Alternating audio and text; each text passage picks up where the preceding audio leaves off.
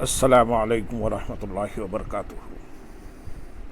الحمد للہ رب العالمین والصلاة والسلام علی سید المرسلین، اما بعد فاعوذ باللہ من الشیطان الرجیم، بسم اللہ الرحمن الرحیم۔ برادران عزیز و معزز خواتین، آج کی اس نشست میں سورۃ الانعام کی آیت نمبر 74 اور 75 کا ترجمہ و تفسیر پیش کرنے کی سعادت حاصل کی جائے گی۔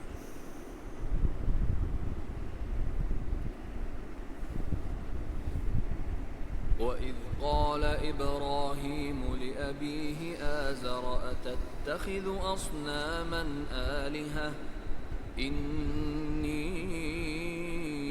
أَرَاكَ وَقَوْمَكَ فِي ضَلَالٍ مُبِينٍ وَكَذَلِكَ نُرِي إِبْرَاهِيمَ مَلَكُوتَ السَّمَاوَاتِ وَالْأَرْضِ وَلِيَكُونَ مِنَ الْمُوقِنِينَ۔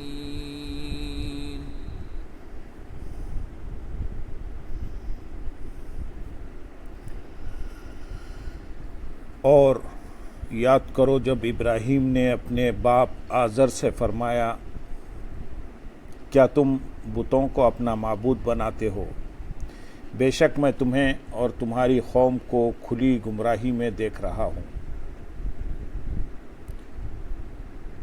یہ آیت مشرکین عرب پر حجت ہے جو حضرت ابراہیم علیہ السلام کو قابل تعظیم جانتے تھے اور ان کی فضیلت کے معترف تھے۔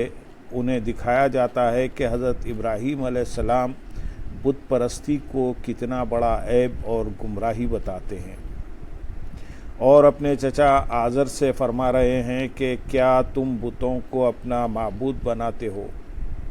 بے شک میں تمہیں اور تمہاری قوم کو کھلی گمراہی میں دیکھ رہا ہوں۔ تو جب حضرت ابراہیم علیہ السلام بتوں سے اس قدر نفرت کرتے ہیں تو اے اہل مکہ، اگر تم ابراہیم علیہ السلام کو مانتے ہو تو تم بھی بت پرستی چھوڑ دو۔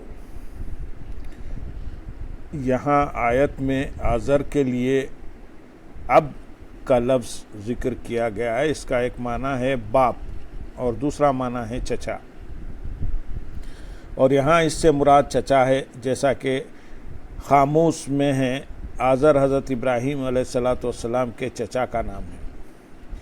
اور امام جلال الدین سیوطی رحمۃ اللہ علیہ نے مسالک الحنفاء میں بھی ایسا ہی لکھا ہے۔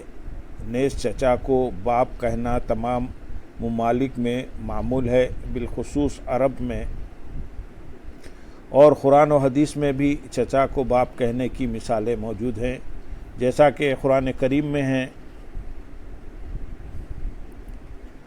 اور ہم آپ کے معبود اور آپ کے آبا و اجداد ابراہیم اور اسماعیل اور اسحاق کے معبود کی عبادت کریں گے جو ایک معبود ہے۔ اس میں حضرت اسماعیل علیہ السلام کو حضرت یعقوب علیہ السلام کے آبا میں ذکر کیا گیا ہے، حالانکہ آپ علیہ السلام حضرت یعقوب علیہ السلام کے چچا ہیں۔ اور حدیث شریف میں ہے، نبی اکرم صلی اللہ علیہ وسلم نے ارشاد فرمایا، رد علیہ ابی، میرے باپ کو میرے پاس لوٹا دو۔ یہاں ابی سے حضرت عباس رضی اللہ تعالیٰ عنہ مراد ہیں، جو کہ حضور اقدس صلی اللہ علیہ وسلم کے چچا ہیں۔ آیت نمبر 75 میں ارشاد ہے، اور اسی طرح ہم ابراہیم کو آسمانوں اور زمین کی عظیم سلطنت دکھاتے ہیں، اور اس لیے کہ وہ عین الیقین والوں میں سے ہو جائے۔ ارشاد فرمایا کہ جس طرح حضرت ابراہیم علیہ السلام کو دین میں بینائی عطائی فرمائی، ایسے ہی ہم انہیں آسمانوں اور زمین کے ملک دکھاتے ہیں۔ حضرت عبداللہ بن عباس رضی اللہ تعالیٰ عنہ نے فرمایا کہ اس سے آسمانوں اور زمین کی مخلوق مراد ہے۔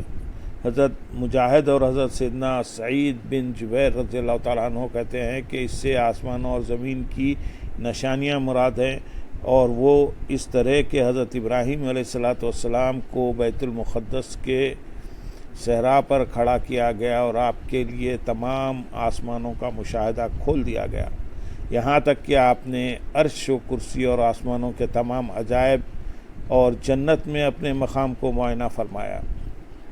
پھر آپ کے لیے زمین کا مشاہدہ کھول دیا گیا، یہاں تک کہ آپ نے سب سے نیچے کی زمین تک نظر کی اور زمینوں کے تمام عجائبات دیکھے۔